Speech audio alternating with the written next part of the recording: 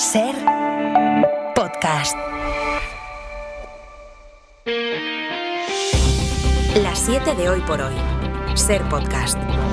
Hola, muy buenos días. Donald Trump insiste contra Europa y en concreto contra la idea de Europa. Después de que Washington advirtiera en un documento de que la civilización europea está en peligro, después de poner por escrito que se tiene que apoyar a los partidos ultranacionalistas, el presidente de Estados Unidos se ratifica y advierte de que Europa debe tener mucho cuidado. Europe has to be very careful. Europe is going in some bad directions.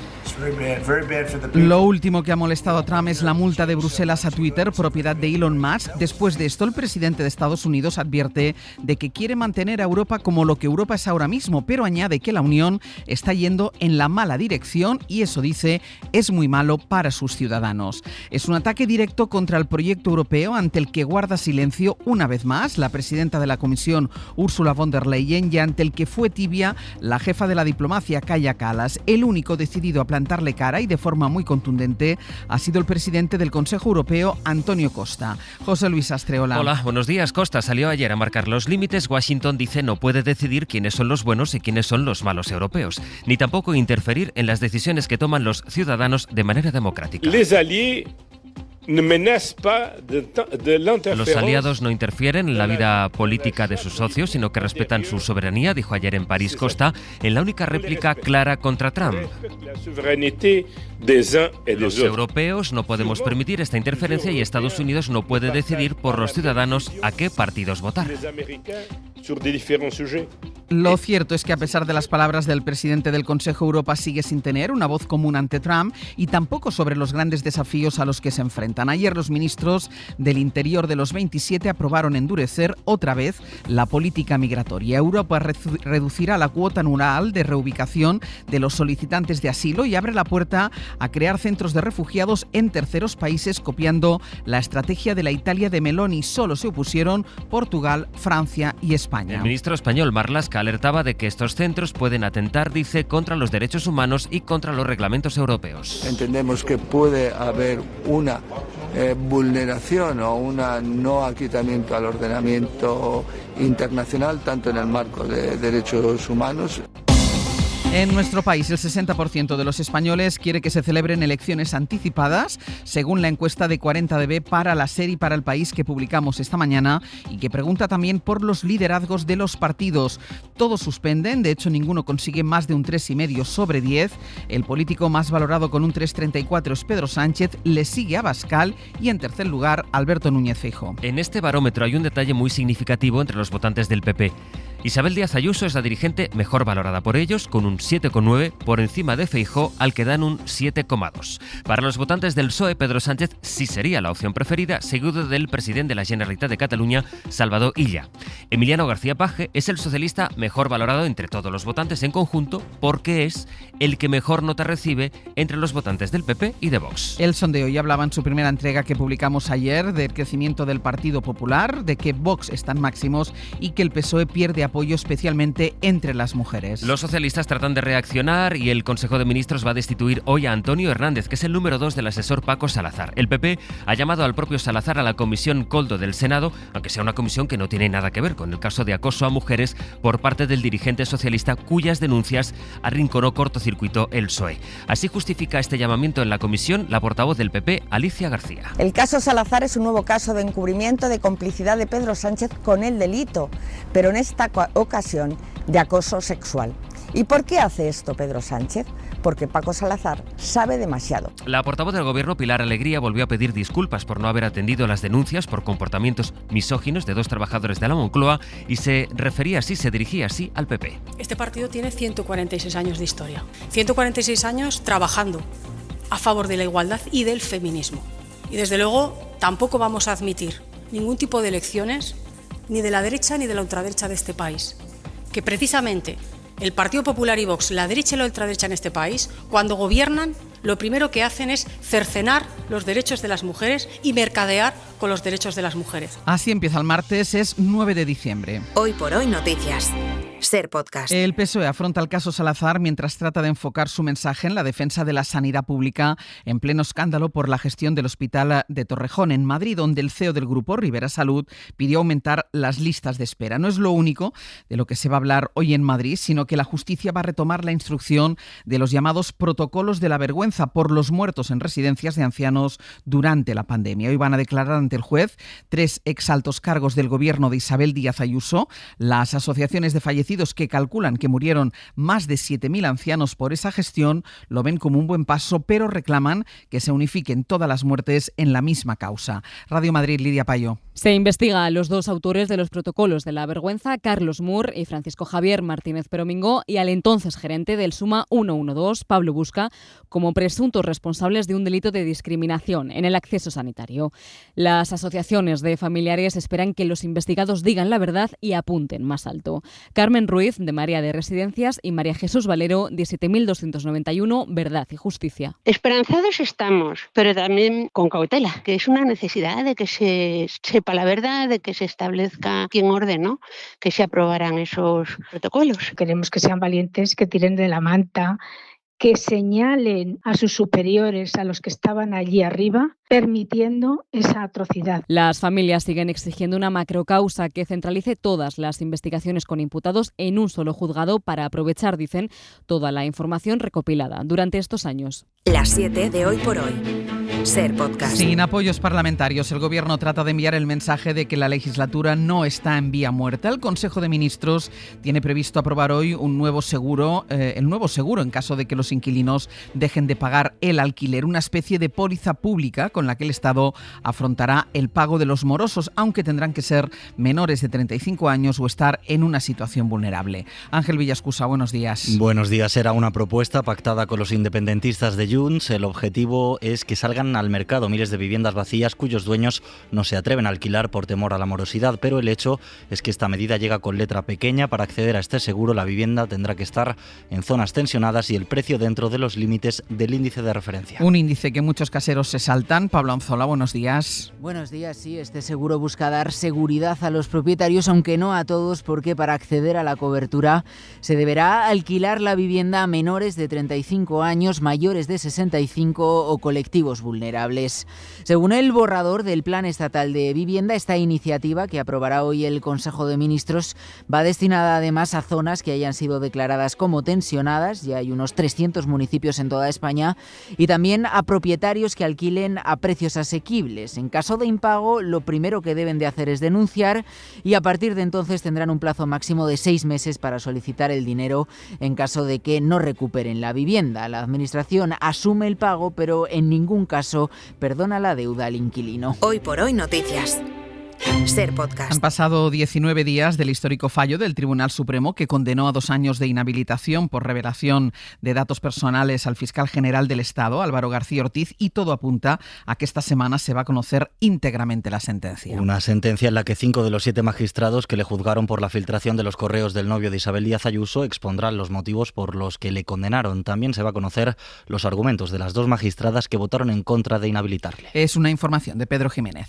Cuenta atrás para conocer la sentencia que ha condenado a Álvaro García Ortiz por un delito de revelación de datos reservados, la decisión mayoritaria que suscriben 5 magistrados y el voto particular de las otras 2 que formaron tribunal están en manos del presidente de la Sala de lo Penal y ponente de la sentencia, Andrés Martínez Arrieta. Solo falta firmar y notificar a las partes la histórica resolución. El alto tribunal, en una decisión poco habitual, adelantó el pasado 20 de noviembre el fallo por el que condenaba a García Ortiz a 2 años de inhabilitación para el cargo, una deliberación express en una semana tras 6 sesiones de un juicio en el que tanto la UCO como las acusaciones sostuvieron que el ya exfiscal general en unidad de acto filtró el correo en el que el novio de Díaz Ayuso reconocía que había cometido 2 delitos fiscales para poder hacer pública después una nota de prensa que sirviera para desmentir el bulo que fabricó Miguel Ángel Rodríguez, que había sido la Fiscalía la que había ofrecido un pacto a Alberto González Amador cuando todo sucedió al revés. Además de la situación en la sanidad pública, pública. Por el caso del Hospital de Torrejón, la situación en la educación también está en el punto de mira, sobre todo por los problemas de financiación. Los rectores de las universidades, la CRUE, señalan en su último informe que nuestro país invierte menos que los países de nuestro entorno en sanidad, en educación pública, y ponen como ejemplo concreto los problemas de las universidades madrileñas.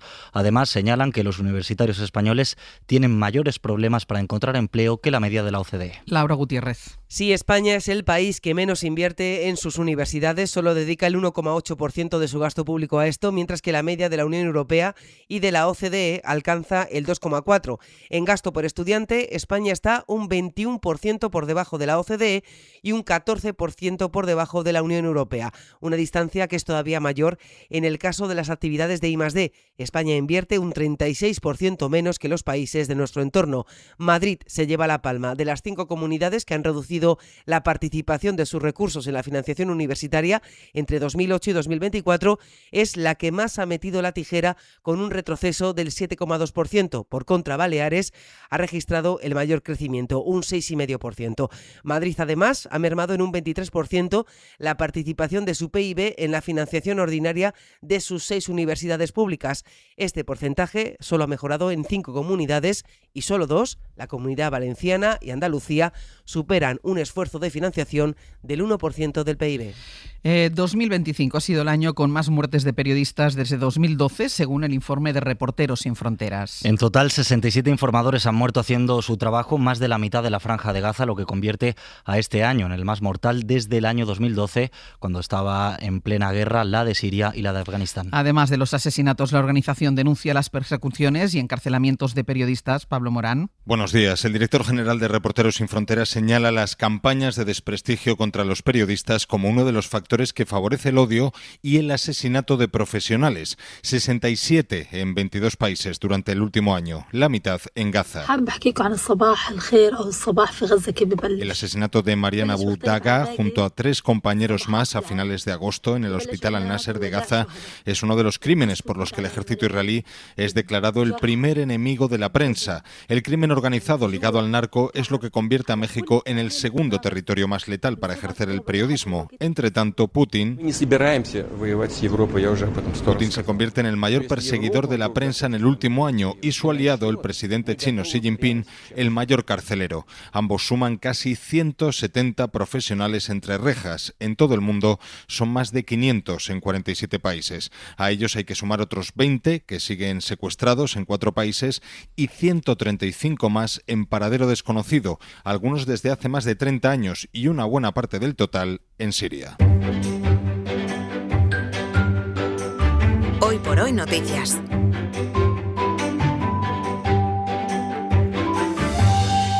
Ser podcast. Hoy noticias de Baleares con Mamen Municio, buen día. Hola Ángeles, buen día. Y de Andalucía con Elena Carazo, buenos días. Buenos días, Ángel. Vamos a empezar en Baleares porque hay una pareja de novios que han demandado a la empresa que les organizó la boda porque no abrió el baile con la canción que ellos pidieron. Y que se trata de ni más ni menos...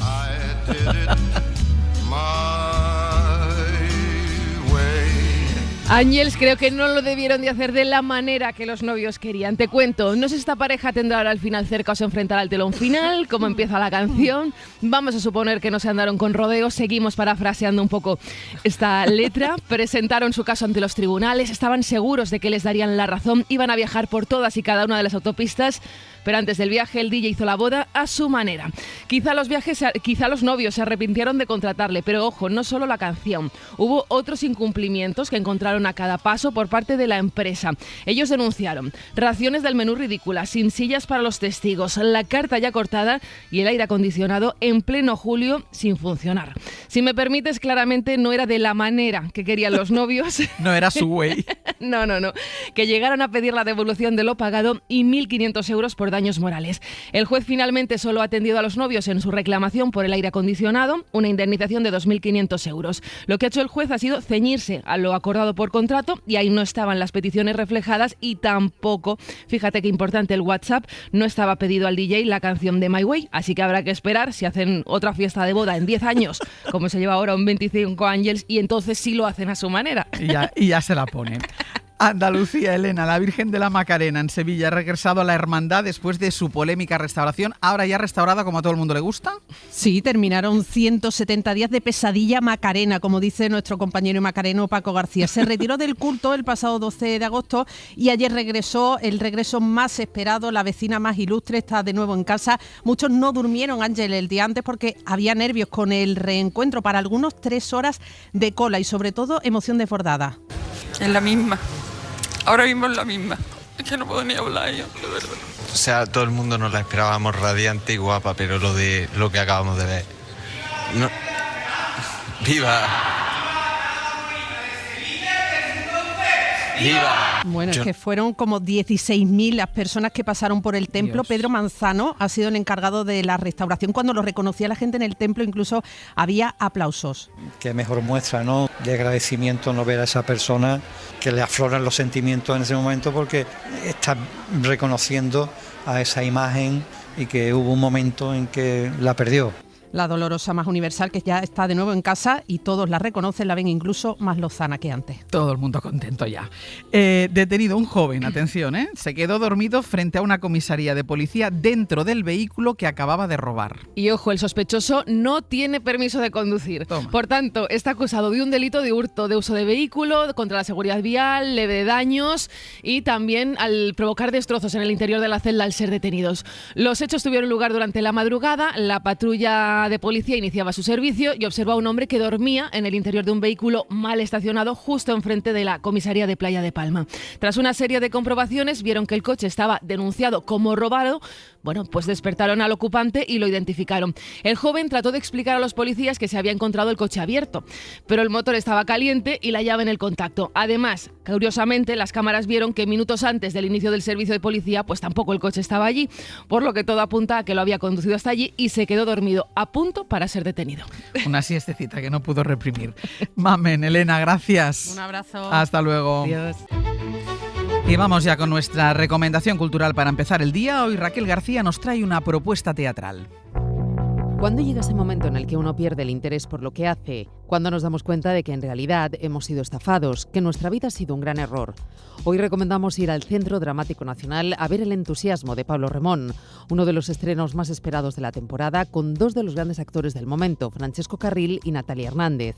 La obra es una interesante y divertidísima reflexión sobre la crisis de la mediana edad, cuando nos asaltan todas esas cuestiones sobre el quiénes somos, cómo hemos llegado hasta aquí, o si somos menos personajes de nuestra propia vida. ¿Quién soy ahora mismo? El momento en el que estoy, en el que están los personajes, ¿quién ha decidido ese momento? ¿Cuánto influye el azar? ¿Cuánto es algo que tú pensabas? ¿Quién está, digamos, decidiendo eso? ¿Lo estás decidiendo tú realmente? ¿O estás imitando patrones heredados, traumas, la herencia de los padres, etcétera? O muchas veces la propia presión social, ¿no? El entusiasmo es la continuación de aquella personal adaptación que hizo Pablo Remón de Chejov en Vania por Vania, que aquí el autor traslada de la Rusia del XIX al barrio de San Chinarro en el siglo XXI, esa metáfora de todo, y que es una invitación a salirnos de nuestro propio yo, de nuestra propia vida. Los valores que hemos ido heredando no nos sirven ya, ¿no? Pero tampoco hemos tenido ocasión, al menos en mi generación ya, y más los hombres probablemente, no tenemos ya ocasión es muy difícil, digamos, cambiar toda tu cabeza, desamueblarte o amueblarte de otra manera, no es tan sencillo, ¿no? La obra va a estar en cartel hasta el próximo 28 de diciembre, después girará por varias ciudades. Para no perderte ningún episodio, síguenos en la aplicación o la web de la SER, Podium Podcast o tu plataforma de audio favorita.